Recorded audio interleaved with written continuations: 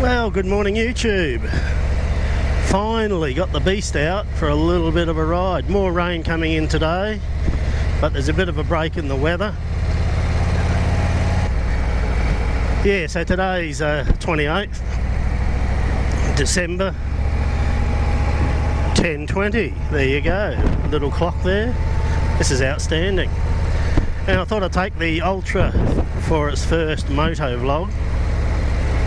And as I was saying before, we had an intense storm come through last night. It was a leftover of a cyclone from up near Western Australia, and the low depression, which is what developed as a result of the cyclone, passed almost straight over the top of Adelaide here in Australia, Adelaide being in South Australia.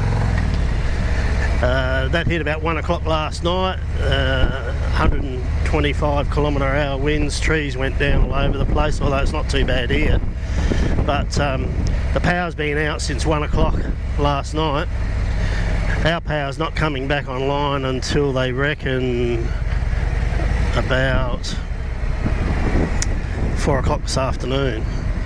So I've started the generator up to keep the freezer and fridge at operating temperature. So all's good at this stage, and we had no damage, so that's good. Anyway, a bit about the bike. As you remember back earlier, I took the Street Glide for a test ride and I had a few comments on it. Well, basically the seating position and controls are virtually identical to the Street Glide, I reckon. The only difference is, I'll go over a few, the seat's probably maybe 2 inches higher on the Ultra. What am I doing? 48. Okay, that's pretty good. So I'm a little bit higher off the ground. It's got the full length shockers, so that's to be expected. The seat is a little more comfortable than the Street Glide, so I'm happy about that. I did find, compared to the Fat Boy, that you could stretch your legs out a lot more, and the brake, the foot pedal for the brake on the Fat Boy was probably a good 3, maybe 4 inches forward, more so than on the Ultra and Street Glide. Although that's something I can get used to. It just feels a bit crammed down there where I've got to bring my foot back to apply the brake, whereas before I could leave it stretched out, slip it across to the left, and the brake was there. So I don't know, I really don't think that can be adjusted. I'll ask them when I take it in for its first service. But yeah, that's one thing I've found I've got to get used to. And I also mentioned about the hydraulic clutch. It's a lot stiffer than the cable clutches I've had on Harleys in the past. Something else I'll have to get used to. Another thing that was slightly different to the Fat Boy, mind you, I'm not complaining about any of these, I love this bike. Another one is that the clutch engages, its first release is very, very close to just letting the clutch lever out, whereas a lot of the other Harleys I've had in the past, the clutch is released or engaged about halfway through its travel to 3/4.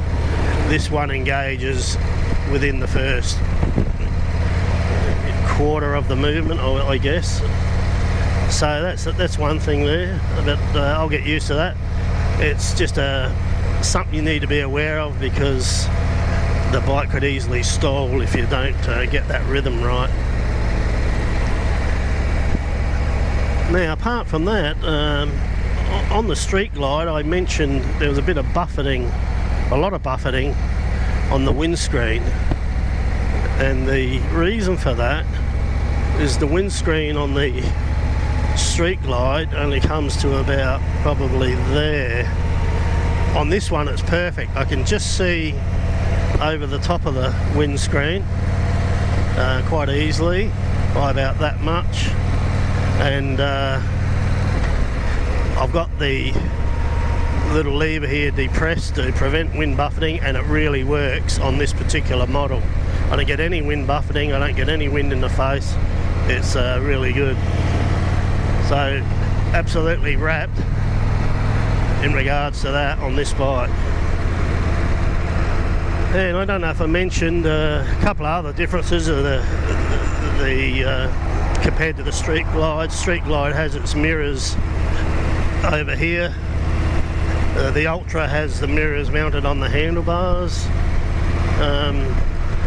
I guess it doesn't really matter. One other good feature I like about this is there's little wind deflectors down here, and they're adjustable. You can move them around. I could move that right around and blow wind in onto me stomach area if I wanted to. So that's a nice feature I particularly like about this model as well.